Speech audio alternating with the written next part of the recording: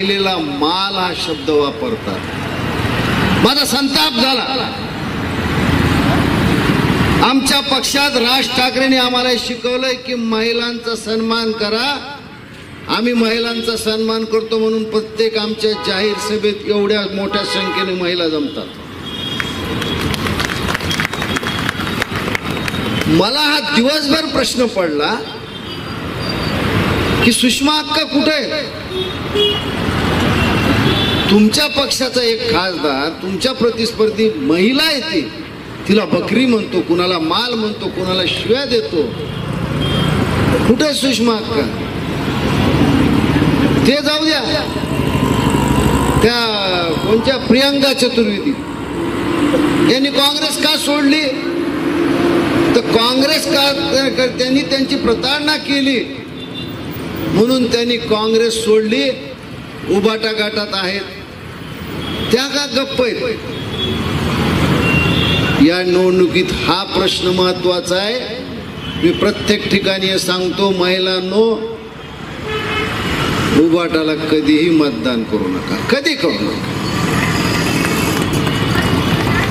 ज्या पक्षामध्ये आपल्या माता भगिनीचा आदर नाही तो पक्ष जनतेची काय किंमत ठेवणार?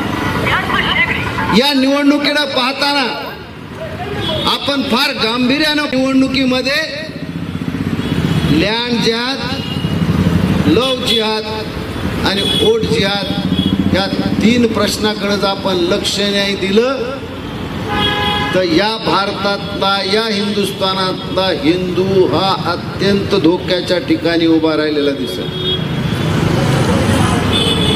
वक्फ बोर्डाच्या माध्यमातून लँड जिहाद आपल्या देशात फार मोठ्या प्रमाणात होत आहे आणि या वक्फ बोर्डाचे जुने नियम बदलू नये, त्यांच्यावर नियंत्रण ठेवू नये म्हणून उद्धव ठाकरे पुढे येतात। मतासाठी एखाद्याने किती लांबून चालन करावं, किती दाड्या कुरवाळाव्या। या वक्फ बोर्डाकडे या देशातली 7.5 लाख हेक्टर जमीन आहे। वक्फ बोर्डाने एखाद्या जमिनीवर हात ठेवला तर त्या विरुद्ध आपल्याला कोर्टात दाद मागता येत नाही। इथल्या मला वाटतं उबाटाचे उभा आहेत, दुसऱ्या शिवसेनेचे उभा आहेत, त्या दोन्ही उमेदवाराला तुम्ही विचारा, तुम्हाला हे मान्य आहे?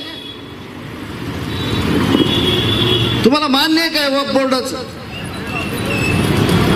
दुर्दैवाची गोष्ट अशी की लोकसभेमध्ये ज्या लोकांच्या मतावर उद्धव ठाकरेची इज्जत वाचली त्याच लोकांमुळे मोर्चा नेण्यात आलेला।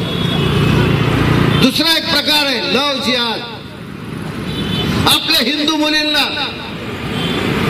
प्रलोभन दाखवलं जातं, त्यांच्या भावनेशी खेळलं जातं आणि वेळोप्रसंगी त्यांना आपल्या मोहजालात ओढण्यासाठी। एबीपी माझा, उघडा डोळे बघा नीट।